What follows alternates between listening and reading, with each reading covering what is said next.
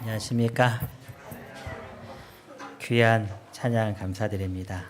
뒤에서 쭉 보면서 하나님께서 참 귀한 달란트를 주셨다. 스트링 이거 뭐죠? 이렇게 줄 위에서 손을 어떻게 얹어야지 저 소리가 정확하게 나는지 할 수 있도록 하신 것은 하나님께서 주신 귀한 달란트라고 좀 생각이 돼요. 뭐 저희들은 하라고 해도 잘 못하니까. 근데 그 귀한 달란트를 하나님의 이 예배 시간에 우리들의 마음을 하나님께 바치는 귀한 찬양으로 쓰임 받는다는 것이 얼마나 아름다운 모습인가 좀 생각하게 되었습니다. 우리들의 귀한 달란트를 이렇게 하나님께 영광 돌리는 귀한 일에 우리 모두도 사용하게 되시기를 간절히 바랍니다.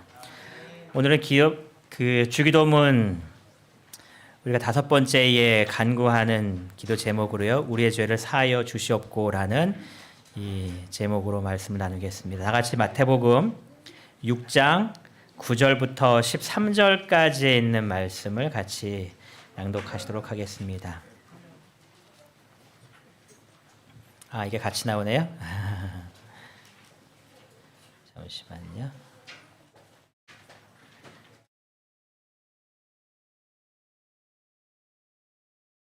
예.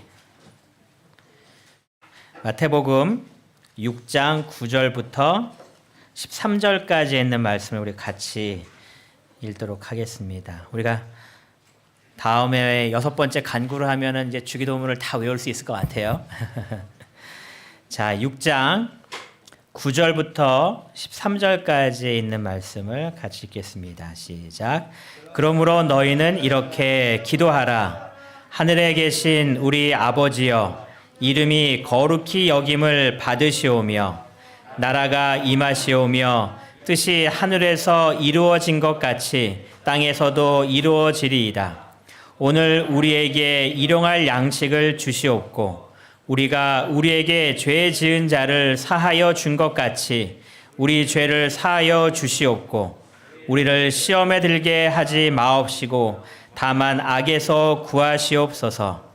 나라와 권세와 영광이 아버지께 영원히 싸움나이다. 아멘. 우리가 이 간구들을 두 종류로 이렇게 나눠서 이야기를 계속했습니다. 하나님의 영광을 위한 간구. 그래서 그의 이름이 거룩히 여김을 받으시고 나라가 임하시고 뜻이 하늘에서 이룬 것 같이 이 땅에서도 이루어지는 하나님의 영광을 위한 간구를 했고요. 그 다음에 나머지 3가지의 간구, 우리 자신들을 위한 간구. 그래서 지난 시간에 일용할 양식을 주시옵고라는 간구를 했고 오늘은 우리의 죄를 사하여 주시옵소서라는 간구의 이 기도를 같이 나누려고 합니다. 그런데 우리의 죄를 사하여 주시옵고라는 이 간구가 주기도문을 암송할 때의 가장 힘든 간구라고 이야기를 합니다. 가장 어려운 간구다라고 이야기합니다. 이 보물섬이라는 책을 집필한 로버트 스티븐슨이라는 사람은 가정 예배를 드리면서 이 주기도문을 이렇게 암송하다가 이 사람이 갑자기 바깥으로 이렇게 뛰쳐나갔다고 해요. 그래서 부인이 막 따라가서 도대체 당신은 왜 이렇게 집에서 뛰쳐나갔냐고 예배 도중에 뛰쳐나가니까 이해할 수 없어서 이렇게 부인이 가서 물어봤다고 합니다. 왜 뛰쳐나갔는지 좀 이따 좀 말씀을 좀 드릴게요. 왜 우리가 주의 이 죄를 사하는 이 기도를 드려야 하는가? 우리가 죄와 무관하게 상관없이 살아가는 사람이 이 땅에 존재할까요? 존재하지 않을까요? 이 땅에 어느 누구도 이 죄를 벗어나서 살 수 있는 사람은 없다라고 이야기를 합니다. 그래서 내 자신을 몰랐을 때는 나는 전혀 문제가 없는 것처럼 살지만 내 자신이 어떠한지를 살펴볼 때에 우리가 그 하루를 그냥 보낼 수 없다라는 겁니다. 나의 죄를 사해달라고 주님 앞에 고백할 수밖에 없는 우리의 모습을 우리가 갖게 되는 겁니다. 우리의 죄를 사하여 주시옵고라는 이 기도는 우리에게 일용할 양식을 달라는 기도 이후에 등장합니다. 그래서 하나님께서 우리의 삶 속에 우리의 양식이 중요한 것들을 언급하시면서 일용할 양식을 구하라고 하시면서 그것을 끝난 것이 아니라 우리에게 두 번째에 우리의 죄를 사옵시오라고 기도하는데 매튜 헨리라는 성경을 주석한 아주 유명한 학자입니다. 이분이 이 부분을 주석하면서 이러한 내용을 썼다고 그래요. 만일 우리 죄를 용서받지 않으면 일용할 양식은 도살용 양을 살찌게 하듯이 우리를 살찌게 하는 것밖에 되지 않는다. 가만히 이렇게 되새겨 보면 이 말이 맞는 것 같아요. 우리의 분명히 일용할 양식을 필요합니다. 날마다 양식을 공급받는 거 정말 필요합니다. 그런데 우리가 죄사함을 받지 못한 상태에서 일용할 양식만 공급받는다는 것은 어떻게 보면 도살 양을 단순히 키우기만 하는 그런 삶과 별로 차이가 없다는 이야기인 겁니다. 그래서 일용할 양식도 필요하지만 그것과 함께 우리는 반드시 어떠한 기도를 드릴 수밖에 없다는 거예요. 우리의 죄를 사하여 주시옵고라는 기도를 드릴 수밖에 없다라고 이야기하는 겁니다. 그러니까 이것은 우리의 매일매일 드려야 하는 가장 중요한 기도 중에 하나인 겁니다. 우리가 왜 이러한 기도를 매일 드려야 하는가? 이 죄를 사하는 이 기도를 매일 드려야 할 또 다른 이유에 대해서 성경은 이렇게 이야기합니다. 다 같이 예레미야 5장 25절에 있는 말씀을 보시겠습니다. 예레미야 5장 25절에 있는 말씀입니다.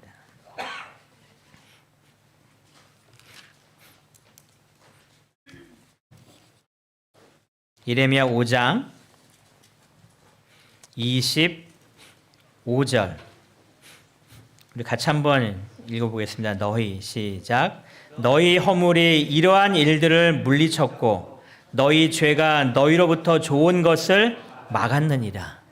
여기 보니까 우리의 마음속에 죄가 있을 때에 어떠한 불행이 우리에게 있는가를 기록하면서 너희 죄가 너희로부터 무엇을 막았다고 기록해요? 좋은 것을 막았다라고 이야기합니다. 이것을 세 번역에 보니까 이렇게 표현하고 있습니다. 바로 너희의 이런 죄악이 이러한 것들을 누리지 못하게 하였고 너희의 온갖 범죄가 그 좋은 것들을 막아 너희에게 이르지 못하게 하였다. 하나님께서 우리를 위한 좋은 것들이 우리들의 삶 속에 임하여야 하는데 무엇이 막고 있다라는 거예요? 죄가 막고 있다라는 겁니다. 그래서 우리의 삶 속에 하나님의 풍성한 은혜를 받기 위해서 이러한 죄악된 모습들을 버리는 것은 얼마나 중요한가에 대해서 이야기합니다. 또 이사야서 59장 1절과 2절은 우리에게 또 이렇게 이야기하고 있는데요.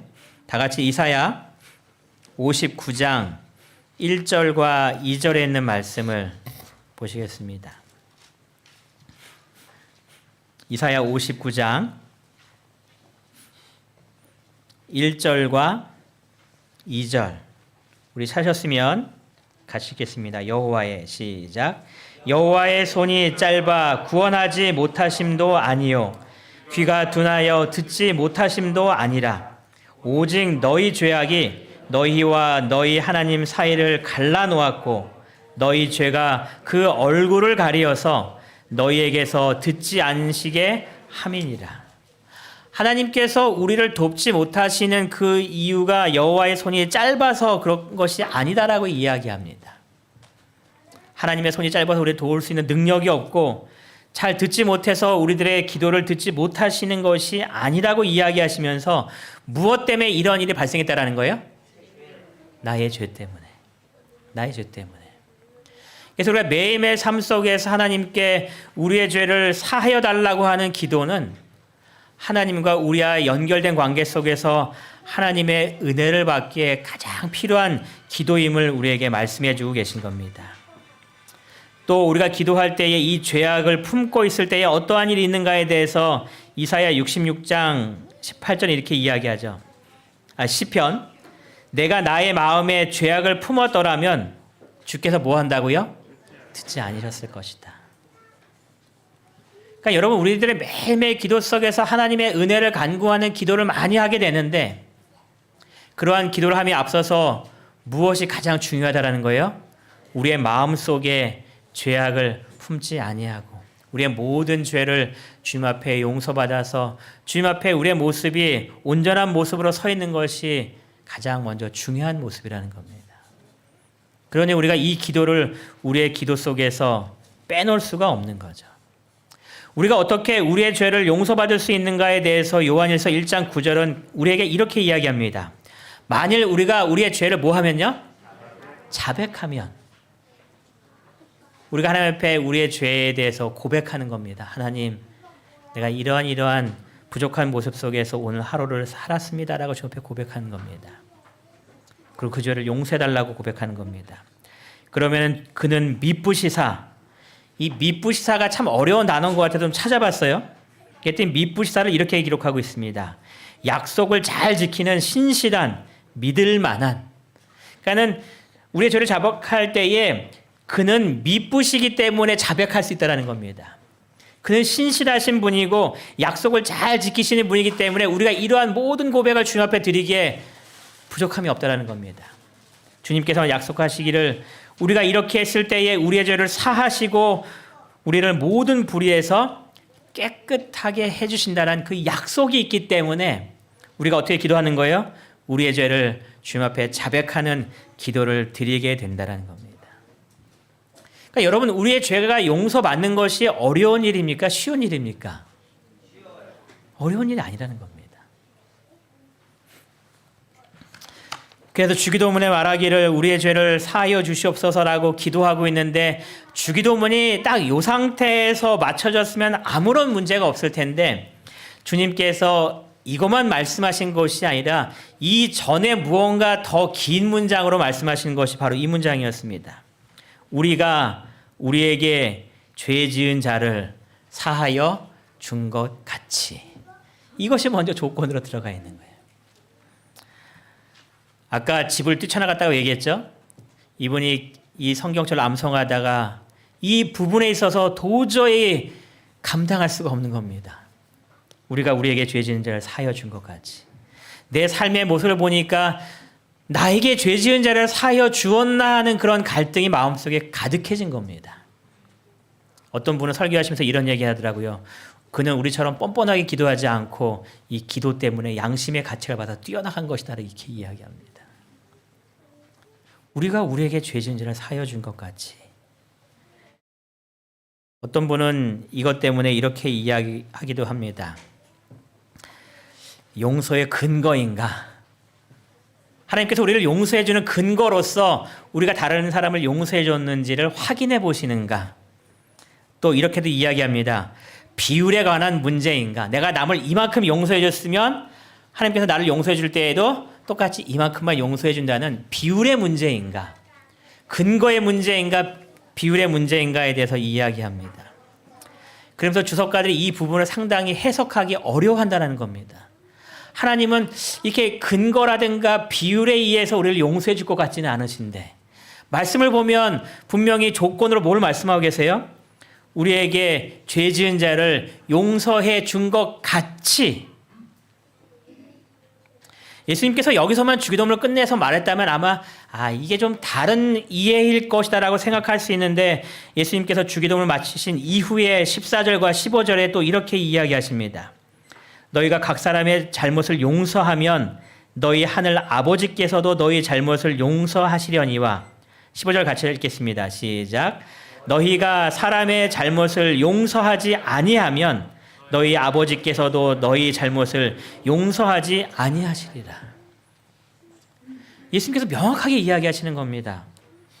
너희가 사람의 잘못을 용서하지 아니하면 너희도 용서받지 못한다라고 이야기합니다. 또 마태복음 18장 35절에는 뭐라고 말씀하시냐면 너희가 각각 마음으로부터 형제를 용서하지 아니하면 너희 하늘 아버지께서도 너희에게 이같이 하시겠다. 뭐 하시겠다라는 거예요? 용서하지 않으시겠다라는 이야기를 하시는 겁니다. 그러니 주님께서 우리에게 말씀하신 대로 우리에게 죄 지은 자를 사하여 주지 아니하면 우리의 죄를 사하여 주지 않는다라는 이 말씀으로 이해할 수밖에 없다라는 이야기입니다. 우리가 한두 번 용서해 줄 수 있는데 주님께서는 우리에게 뭐라고 말씀하시냐면 만일 하루에 7번이라도 내게 죄를 짓고 7번 돌아 내게 용서를 구하거든 뭐 하라고 돼 있어요? 너는 용서하라는 겁니다. 한 번은 그래도 해줄 수 있습니다. 2번까지 참을 수 있고 3번까지는 견딜 수 있을 것 같은데 또 오고 또 오고 또 올 때에 주님께서 뭐라고 하시는 거예요? 그럴지라도 뭐 하라는 거예요? 용서해 주라는 겁니다. 그러니 참 힘들게 느껴지는 겁니다. 맞아요. 엄청 어려운 겁니다. 또 만약에 그가 나에게 다가와서 자신의 잘못을 고백하면서 나에게 정말 진정한 모습으로 용서를 구한다면 용서해 줄 마음이 조금 생길 수 있을 것 같아요. 그런데 산상보훈에서는 이렇게 이야기합니다. 같이 읽겠습니다. 우리는 시작. 우리는 우리에게 해를 끼친 자들이 잘못을 고백하지 않는 한 그들을 용서해 주지 않아도 괜찮다고 생각해선 안 된다. 상대방이 내게 와서 정말 자신의 죄를 고백하고 인정하고 뉘우치는 그 모습을 보이지 않으면 나는 그를 용서해 주지 않아도 돼라고 결코 우리에게 말씀하지 않으신다는 이야기입니다. 그 사람의 모습과 상관없이 그 사람을 뭐 해주라는 거예요? 용서해 주라는 겁니다. 그러니 이것이 정말 쉽지 않게 느껴지는 겁니다. 산상보훈에 또 계속 이렇게 해서 이야기합니다. 회개와 고백으로 마음을 겸손하게 하는 것이 그들의 도리이긴 하나 그렇게 하는 것이 당연한 이치이긴 하는데 우리는 우리에게 잘못을 범한 자들이 그 실수를 고백하든지 하지 않든지 간에 그들에 대하여 긍휼의 정신을 가져야 한다. 이것이 주님께서 우리에게 요구하시는 정신이라는 겁니다. 상대방의 모습과 상관없이 우리는 무조건 뭐 하라는 이야기예요? 용서하라는 이야기입니다.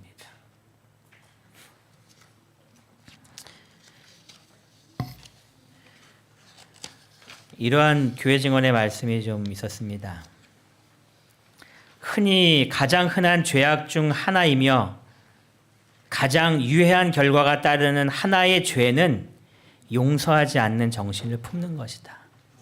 이것이 가장 흔한 죄악들이고 가장 유해한 결과가 따르는 것이라는 겁니다. 여러분, 하나님의 말씀은 우리가 순종할 수 있는 것은 순종하고 순종할 수 없는 것은 좀 이렇게 넘어가도 괜찮은 건가요? 여러분 어떻습니까? 정말 우리 삶 속에 할 수 없을지라도 하나님의 말씀이라면 우리는 뭘 해야 될까요? 순종해야 하는 겁니다. 여러분의 삶 속에 용서라는 이 예수님의 명령이 순종하기 어렵다 할지라도 이것이 하나님의 말씀이라면 여러분은 순종하고자 마음에 결심해야 된다는 이야기입니다. 어렵다 할지라도 말씀이니 따라갈 수 있는 우리 모든 성도님들 되시기를 간절히 바랍니다. 2021년에 연쇄 살인범이 미국에서 잡혔습니다. 48명의 이 여자들을 죽인 것으로서 이렇게 나왔지만 이 사람이 연쇄 살인범 이 사건들을 쭉 이해하는 가운데에서 80명 이상의 사람들을 죽였을 것이다 라고 이렇게 이해합니다. 정확하게 밝힐 수 없는 그런 것들이 많았기 때문에 그래서 어떠한 사람들 말하기를 그 당시에 있었던 살인사건들을 쭉 이야기하면서 아마 100여 건의 살인사건이 이 사람을 통해서 일어났을 것이다 라고 이야기하기도 합니다. 재판하는 과정 속에서 이 사람한테 요구한 것이 당신이 자신의 잘못을 고백하면 사형에서 무기징역으로 바꿔주겠다라는 이야기를 통하여서 2003년 11월 18일 날 이 사람이 자신의 잘못을 고백하는 시간을 갖게 되었습니다. 그래서 사형에서 이 무기징역으로 이게 바뀌는 재판이 있었는데요. 미국에는 저희가 없는 그런 게 좀 있는 것 같아요. 이 선고가 끝나고 난 다음에 이 사람에게 하고 싶은 말을 할 수 있는 그런 시간들이 이렇게 가족들에게 주어졌습니다. 유가족들이 좋은 말을 했을까요? 누가 좋은 말을 하겠습니까? 다들 짐승이고 악마고 뭐 가진 욕을 다 이 사람들에게 하는 겁니다. 한 여성분 이렇게 이야기해요. 당신은 어디에 갈 거라고요? 지옥에 갈 겁니다. 이렇게 이야기해도 별 문제 없는 사람처럼 느껴지는 그러한 잘못된 일을 저지른 사람입니다. 마지막으로 한 아버지가 나왔습니다. 그리고 이 아버지가 이렇게 이야기했어요. 여기 있는 많은 사람들이 당신을 증오합니다. 당연히 증오한 사람이 다 모였겠죠. 그러면서 그가 뭐라고 이야기하냐면 당신은 내가 믿음을 실천하며 사는 것을 힘들게 했습니다. 그러니까 뭔가 이 사람은 좀 신앙적인 삶을 사는 그런 사람이죠. 여러분, 이 사람이 교회에서 들은 이야기가 이런 겁니다. 원수를 뭐 하라는 거예요? 사랑하라. 용서해 주라는 이야기입니다. 그러니까 이 말씀을 들어왔지만 이 말씀을 실천하려고 하니까 이게 남의 얘기면 참 쉽게 했는데 내 얘기니 믿음을 실천하며 사는 것이 정말 힘든 거구나 하는 것을 깨닫게 되라는 겁니다. 그런데 이 사람이 마지막으로 이렇게 이야기합니다. 나는 당신을 용서합니다. 그게 내가 나의 하나님께로부터 배운 거예요. 이것을 배웠기 때문에 나는 뭐 할 수밖에 없다라는 거예요? 용서한다는 겁니다. 여러분, 이 용서라는 개념 속에서 하나님의 명령이기 때문에 순종해야 될 말씀으로 따라갈 수 있는 사람이 되기 위하여 하나님 앞에 간절히 기도하게 되시기 바랍니다. 그래서 주님께서 우리에게 주신 이 용서의 삶을 정말 힘든 말씀이지만 주님의 명령이기에 순종하며 사시는 우리 성도님 되시기를 간절히 바랍니다. 그래서 우리의 마음속에 용서의 정신을 꼭 품어야 된다는 겁니다. 그럼 용서의 기준을 성경에서 또 이야기합니다. 우리가 잘 아시는 대로 예수님께서 달란트의 비유를 빚진 자에 대해서 말씀하시죠. 그러면서 어느 날 왕이 회개를 하는데 자신에게 얼마 빚진 사람을 만나게 돼요? 1만 달란트 빚진 사람을 이렇게 보게 됩니다. 그래서 그 사람은 부릅니다. 그리고 쭉 이야기하는 가운데 이 사람이 갚을 수 있는 능력이 되지 않는다는 걸 알기 때문에 왕이 뭐라고 명령했냐면 내 아내와 자녀들 다 팔아갖고 그 값으로 하라고 하면서 이렇게 옥에 가두려고 하죠. 그러자 이 사람이 왕한테 말합니다. 내게 좀 참으라고. 내가 다 갚겠다고. 네, 여러분 1만 달란트가 얼마인지에 대해서 기록하기를 이렇게 기록합니다. 보통 사람들이 몇 년을 일해야 갚을 수 있는 돈이냐면 15만 년입니다. 15년이 아니라 15만 년입니다. 그 사람이 평생 살아도 몇 살 살까요? 1만 년도 못 살잖아요. 근데 15만 년 동안 일해야지 벌 수 있는 돈이라는 겁니다. 갚을 수 있는 돈입니까? 없는 돈입니까? 갚을 수 없는 돈이라는 얘기죠. 왕이 이 사람을 불쌍히 여겨서 이렇게 놓아주죠. 근데 가다가 자신에게 100데나리온 빚진 자를 만납니다. 100데나리온은 얼마냐면 약 3개월 일하면 벌 수 있는 돈입니다. 뭐 적은 돈은 아니긴 하지만 그래도 큰 돈도 아니긴 그런 돈입니다. 충분히 일하면 갚을 수 있는 돈이었죠. 아시는 대로 감옥에 집어넣습니다. 그 이야기를 듣고서 왕이 1만 달란트 빚진 사람을 불러서 이렇게 말합니다. 내가 너를 불쌍히 여김과 같이 내가 너를 불쌍히 여김과 같이 너도 내 동료를 불쌍히 여김이 마땅하지 아니하냐. 용서의 근거에 대해서 이렇게 이야기하는 겁니다. 기준에 대해서. 우리의 수준으로 용서를 하라는 것이 아니라 용서의 기준은 뭐라는 거예요? 내가 너를 불쌍히 여김같이. 하나님께서 나를 어떻게 사랑하시고 어떻게 용서하셨는지, 나를 얼마나 불쌍히 여기시는지, 그것이 용서의 기준이라고 이야기하는 겁니다. 그 기준에 따라서 너희도 다른 사람을 뭐 하라는 거예요? 용서하라는 겁니다. 그러니 이 땅에서 우리가 용서하지 못할 사람이 존재하는 거예요? 안 하는 거예요? 존재하지 않다라는 겁니다. 1만 달란트의 용서를 받은 사람이 어느 누군들 용서하지 못하는가라고 이야기하는 겁니다.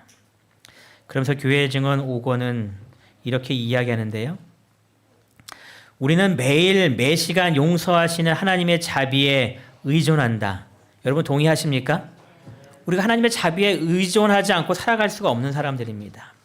그러하거늘 우리가 어떻게 우리와 같은 동료 죄인들에게 가혹한 마음과 정의를 품을 수 있겠는가? 그리스도인들이 날마다 모든 교제에서 이 기도의 원칙을 실천할 것 같으면 얼마나 복스러운 변화가 교회와 세상에서 이루어지겠는가?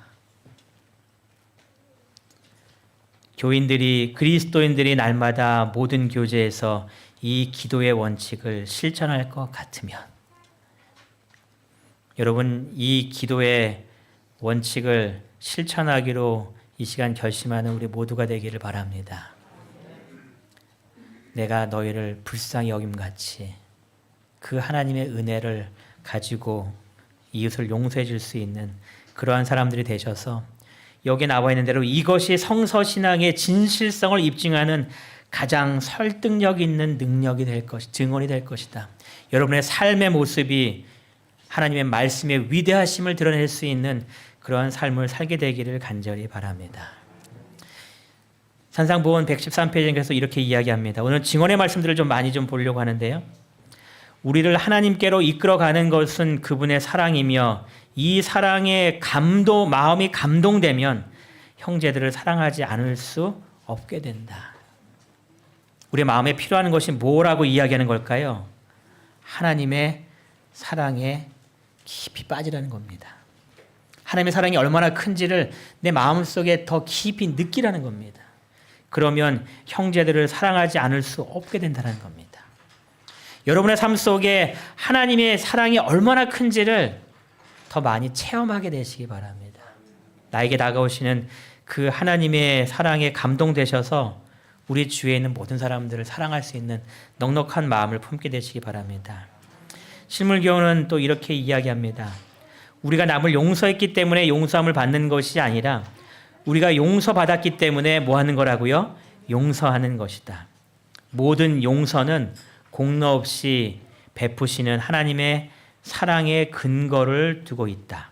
그러나 다른 사람에 대한 우리의 태도로서 우리가 과연 그 사랑을 내 것으로 삼은 여부를 증거하게 된다.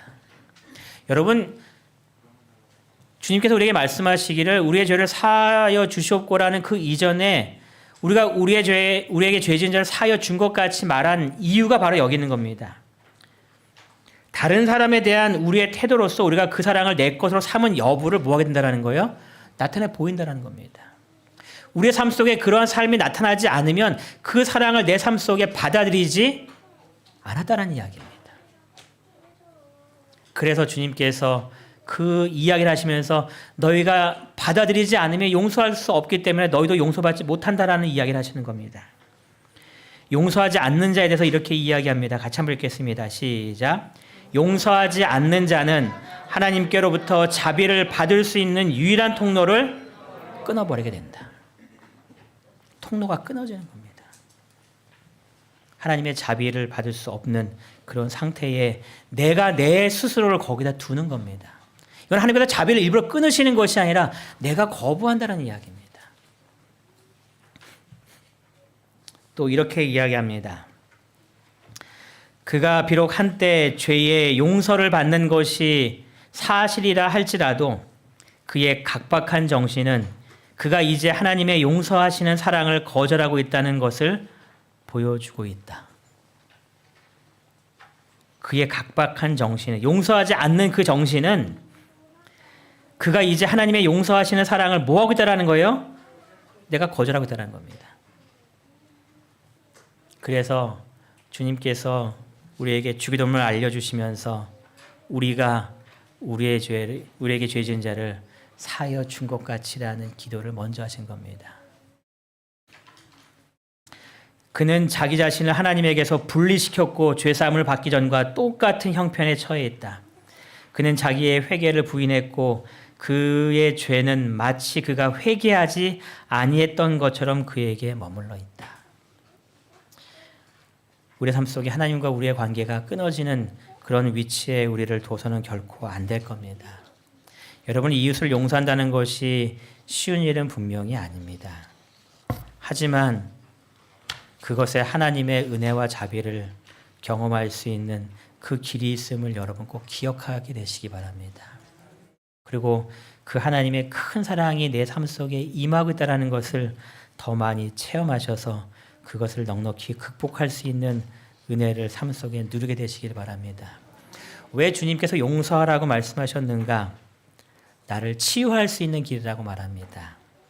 한 영화가 있었어요. 언브로큰이라는 영화인데 이 영화는 이 달리기 선수에 대한 이야기입니다. 이 사람이 굉장히 좀 잘 달렸던 사람인 것 같아요.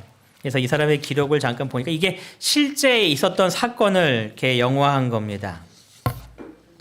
이 잠 페린이라는 사람인데 이 사람은 19세 때에 육상 세계 신기록을 수립했대요. 그러니까 엄청나게 잘 달리는 사람이죠. 그래서 이 올림픽에 나가서 이렇게 선수로 뛸 만큼 아주 유능한 선수였었는데 2차 세계대전 당시에 이렇게 공군에 지원해서 비행기를 이렇게 하면서 이렇게 전쟁하는 가운데 이 비행기가 태평양 이 바다에 추락합니다. 근데 기적적으로 살아남았어요. 그래서 이 태평양 바다 위에서 이 보트 위에서 이렇게 살아가는 겁니다. 며칠 동안 살았나 보니까 47일 동안 이렇게 표류하면서 살은 겁니다. 정말 하나님의 은혜죠, 그렇죠? 이 47일 동안 망망대해에서 어떻게 살겠습니까? 뜨거운 그 햇빛도 있고요, 마실 물도 없고 한데 어떻게 살 수 있겠습니까? 막 표류하는 가운데에 구조가 되었습니다. 근데 하필이면 구조를 받았는데 구조한 사람이 누구였냐면 일본군이었습니다. 이 적군인이 잘해줬겠습니까? 근데 이 사람이 유명한 육상 선수라는 것을 알고 나서 이 사람을 잘 이렇게 홍보 전략에 활용해야겠다라고 여러 가지로 타협하는데 이 사람이 그 타협을 받지 않는 겁니다. 그래서 결국 이 사람에게 그 포로로서의 대우를 해주지 않고 온갖 구타와 힘든 그런 일들을 해주는 겁니다. 얼마나 오랫동안 이 가혹한 포로 생활을 했는가 기록하기를 850일간 한 겁니다. 굉장히 오랜 시간 동안 이 포로로서 고통당하면서 이렇게 있는 겁니다. 전쟁이 끝난 다음에 이렇게 자유로 풀려납니다. 여러분, 그런데 이 고문과 여러 학대가 자유함을 받은 순간 모든 것이 다 마음속에서 다 이렇게 해결됐을까요? 이 트라우마가 남는 겁니다. 자라보고 놀란 것은 뭐 보고 놀란다고 그래요? 소뚜껑 보고 놀란다고 그러잖아요. 뭐만 해도 마음속에 깜짝깜짝 놀라는 겁니다. 이게 마음의 안정이 안 되는 겁니다. 그러다가 이 사람이 신앙을 맞이하게 되고 예수님을 받아들이면서 그의 마음속에 깨달은 것이 내가 용서해줘야겠구나 하는 것을 깨닫고 이 사람이 일본에 가서 이런 전쟁과 관련된 사람들을 만나면서 이 사람들을 용서하는 그런 시간을 가졌다고 해요. 그러면서 그가 쓴 자서전에 나오는 이야기입니다. 증오는 자신을 파괴한다. 만일 당신이 누군가를 증오하면 그 증오는 당신 자신을 다치게 한다. 용서는 인생에서 가장 힘든 일이지만 그 용서가 바로 뭐라고요? 치유다. 진짜 치유는 용서다. 그의 삶 속에서 용서가 자신을 치유한 것을 경험한 겁니다. 전쟁 포로 이후에 풀려났지만 계속 그의 삶 속에 나타나는 그 불안한 것들을 용서를 통해서 치유됨을 경험하는 겁니다. 한 사람이 기도하죠. 하나님 정말 그 사람을 용서 못해요. 이렇게 기도할 때 많죠. 또 이렇게 이야기합니다. 그 사람이 저한테 어떻게 했는지 하나님은 다 아시잖아요. 저 너무 억울하고 분해하면서 하나님은 저 사람만은 못하겠어요 하고 기도할 때가 우리의 마음속에 분명히 있습니다. 모든 사람의 마음속에 다 있겠죠. 저라고 없겠습니까? 하나님 저 사람 빼고 용서해 줄게요. 이런 마음 품을 수 있거든요. 주는 나의 피난처라는 책을 쓴 그 코르텐붐이라는 여사가 있는데요. 이 사람도 똑같이 세계 2차 대전 때 이야기입니다. 유대인들을 숨겨줬다는 그 이유 하나만으로 이제 독일 그 포로스 영소에 들어갔다고 합니다. 온갖 여러 가지 고문과 어려운 일들을 다 당하죠. 근데 신앙인이었기 때문에 그 신앙으로서 거기 삶을 다 이렇게 잘 견뎌냈습니다. 그리고 이제 포로에서 나온 이후에 살면서 내가 어떻게 하나님의 은혜로 살아가는가를 더 잘 고백하기 위해서 사람들을 용서해 주기로 마음속에 결심합니다. 그리고 이 독일 사람들이 있는 곳들을 찾아다니면서 그들을 용서한다는 그 기별을 계속 전합니다. 그런데 어느 날 이 여사와 이렇게 서로 인사하기 위해서 사람들이 쭉 이렇게 일로 찾아오는데 한 사람의 얼굴을 딱 보는 순간 심장이 딱 멎습니다. 그리고 이 여인이 어떻게 해야 될지 모르는 그런 아주 불편함을 느낍니다. 그 사람이 누구였냐면 이 코레텐붐 여사를 이렇게 고문하며 학대했던 그 군사였던 겁니다. 로마 그 독일군 군인이었던 겁니다.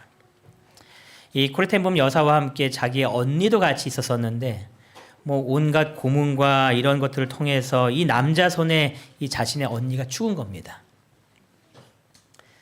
자기를 모욕하고 온갖 수치심을 다 보였던 그 사람이 지금 내 눈앞에 서 있는 겁니다.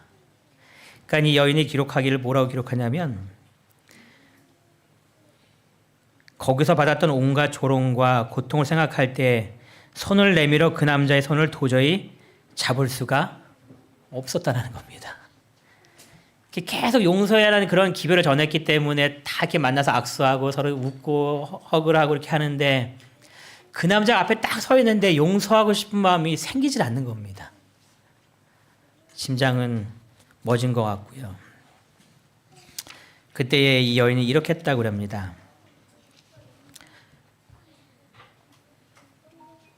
저는 용서할 수가 없어요. 미워할 수밖에 없어요. 라고 말했지만 마음속에 기도하기를 하나님, 나는 이 사람을 사랑할 수도 용서할 수도 없어요.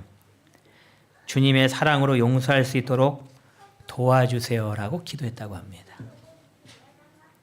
그리고 그의 삶의 모습들을 통하여서 이렇게 기록하기를 그의 마음속에 왠지 모르는 하나님의 평강이 느껴졌다는 거예요. 그러면서 그 사람의 손을 잡고 그 사람을 용서해주는 그 시간을 그가 보냈다라는 기록을 이렇게 자서전에 남깁니다. 여러분, 우리가 남을 용서하는 것은 정말 힘든 일이고 어떨 때는 어떤 사람에게는 정말 불가능한 일입니다.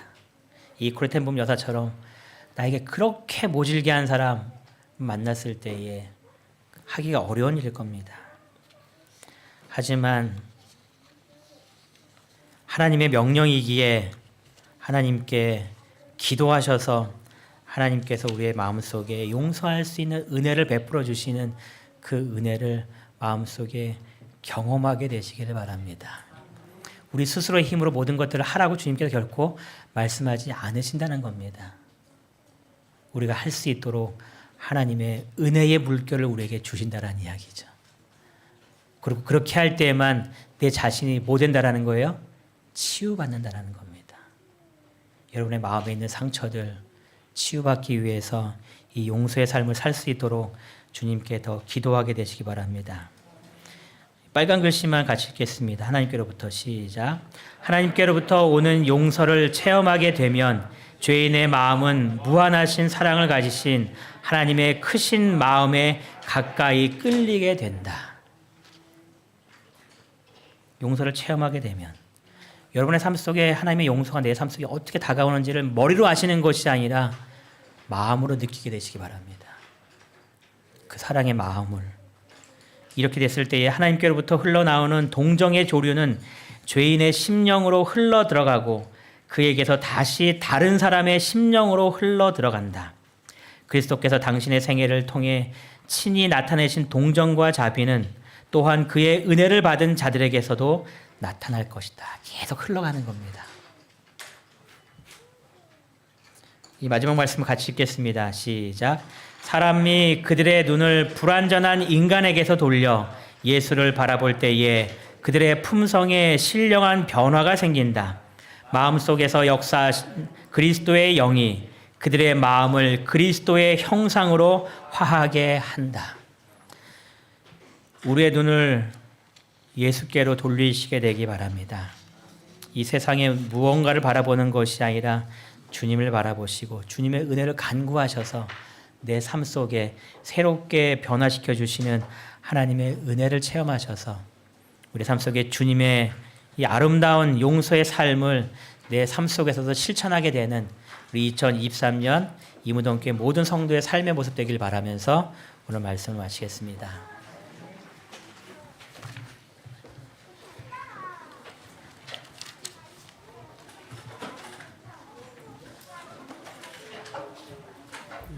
오늘 식사 후에 재직 수양에 있는 거 다 아시죠?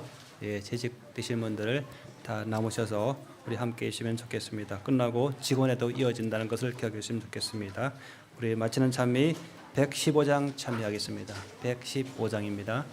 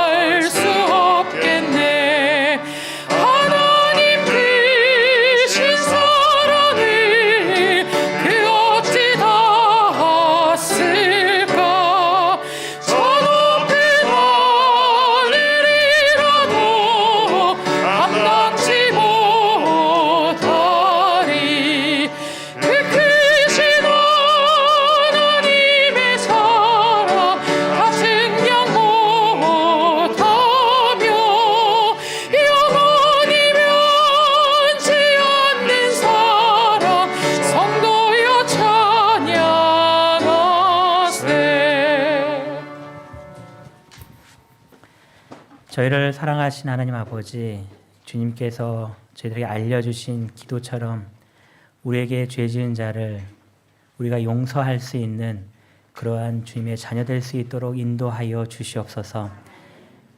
내가 너희를 불쌍히 여긴같이 불쌍히 여기라고 말씀하신 그 말씀을 실천하기 원합니다.